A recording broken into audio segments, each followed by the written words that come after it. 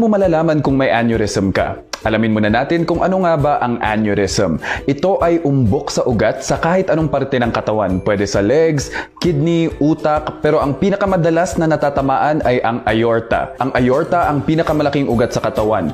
Galing ito sa puso at dumadaan ito pababa hanggang sa tiyan. Pag titignan natin ang normal na ugat, may 3 layers ang wall nito. Ang tunica adventitia, tunica media, at tunica intima. Pag ikukumpara natin sa aneurysm, may parte sa ugat na mahina at manipis ang 3 layers na to. Kaya pag dumadaloy ang dugo, magsistretch ito at magkakaroon ng umbok. Pag sa isang side lang ng ugat ang may umbok, ang tawag dito ay saccular aneurysm. Pero pag lahat ng sides ng ugat ay lumobo, ang tawag dito ay fusiform aneurysm. Pag pumutok naman ang aneurysm, ang tawag dito ay ruptured aneurysm. Ano-ano nga ba ang sanhi ng pagkanipis at pagkahina ng mga walls ng ugat? Dahil binibigay mo lahat sa kanya, magtira ka naman ng konti para sa'yo. Char, maaaring dahil sa mataas na kolesterol sa dugo, mataas na presyon at paninigarilyo. Maaaring dahil may namana kang sakit tulad ng Marfan syndrome na sumisira sa collagen kaya numinipis ang walls ng ugat. Maaaring dahil sa pamamaga sa walls ng ugat na dulot ng infeksyon na hindi naagapan agad tulad ng syphilis na isang uri ng STD, TB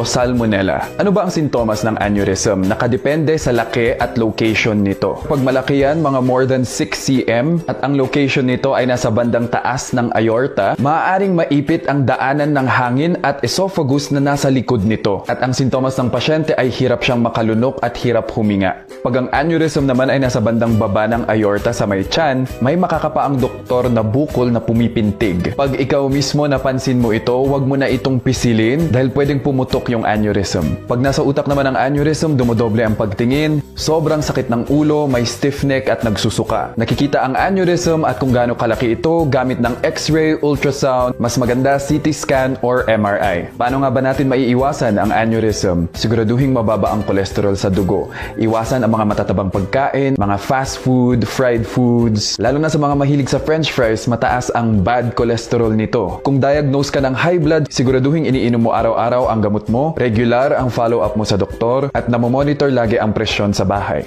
Tumigil na sa paninigarilyo, at kung may infection tulad ng mga nabanggit ko kanina, siguraduhin kinukumpleto ang niresetang antibiotic ng doktor at mag-follow up. Ligtas ang may alam ng tama. Hanggang sa susunod, take care.